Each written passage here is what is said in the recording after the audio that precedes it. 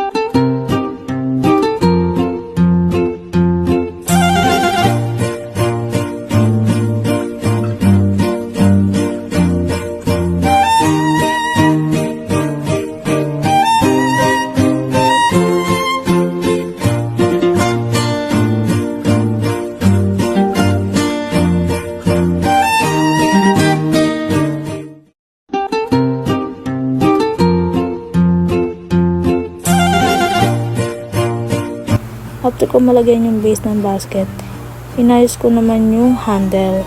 Pinalibutan ko rin ito ng brown passywire para pare-pareho yung design.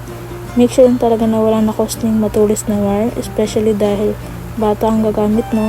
Kailangan safe at comfortable siyang hawakan. And ayan, natapos na natin yung base at handle ng basket. Next naman, kinuha ko na yung mga green leaves na ginawa natin kanina at tinaray kong i-position kung saan sila pinakamagandang ilagay sa basket.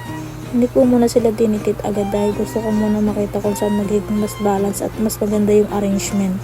Para naman sa loob ng basket, gusto ko sana siyang magmukhang may laman at medyo fluffy, kaya naglagay ako ng maraming green passywire. Wala kasi akong styrofoam na pwedeng ilagay sa loob, kaya nag-improvise ulit tayo.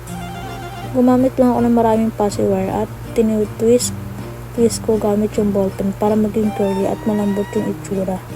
Unti-unti ko lang siyang pinuno hanggang sa makuha ko yung fluffy effect na gusto ko. And finally, ayan na. Tapos na yung base at loob ng basket. Mas may shape na siya ngayon at ready na natin siyang lagyan ng mga design sa next part.